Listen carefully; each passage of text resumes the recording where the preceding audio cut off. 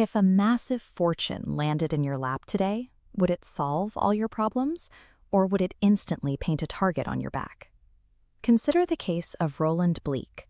He was an incredibly ordinary, indecisive seed merchant clerk, making a meager £140 a year, desperate for a way out of a life he never really chose. His escape arrived as a complete accident. Bleke held the winning ticket in a massive sweepstake. Overnight, pure, unearned luck handed him a staggering fortune. But he lacked the one thing required to keep it. He had zero financial wisdom and absolutely no defensive judgment.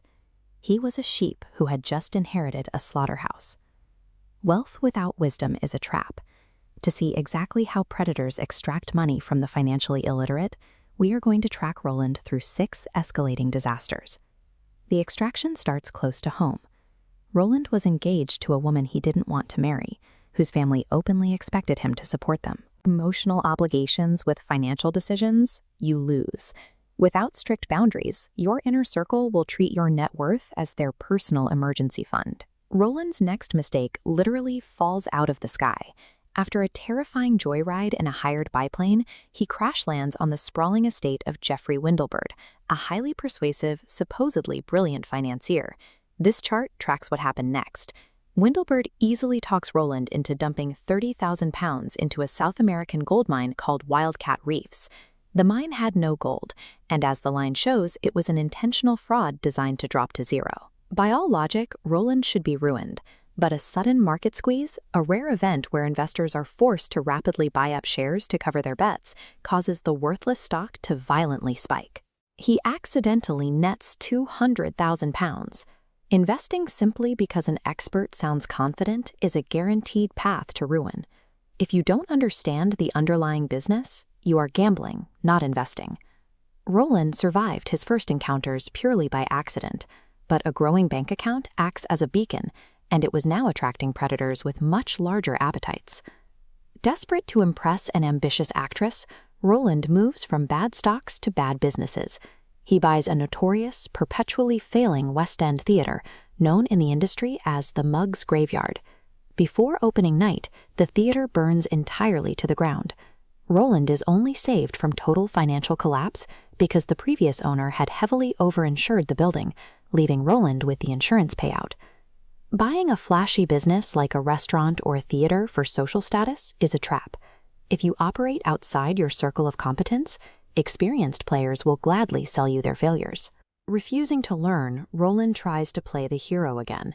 He purchases Squibs, a failing, understaffed weekly newspaper, stepping blindly into a highly competitive media industry he knows nothing about. He immediately inherits heavy physical overhead and massive operational costs. The paper bleeds cash every week, and the editor's reckless gossip columns soon attract violent libel lawsuits from dangerous local bookmakers. A business isn't a good deal just because the purchase price is cheap. Without risk management, buying a failing enterprise means paying cash to acquire someone else's expensive liabilities. Roland is consistently mistaking liabilities for assets. He is burning through his fortune and relying on literal miracles, like accidental fires and random buyouts, just to stay afloat. The grift eventually reaches its peak. Blinded by a foreign dancer, Roland bankrolls a violent political revolution to restore an exiled monarch. He is literally funding the purchase of machine guns. The consequences are immediate and physical.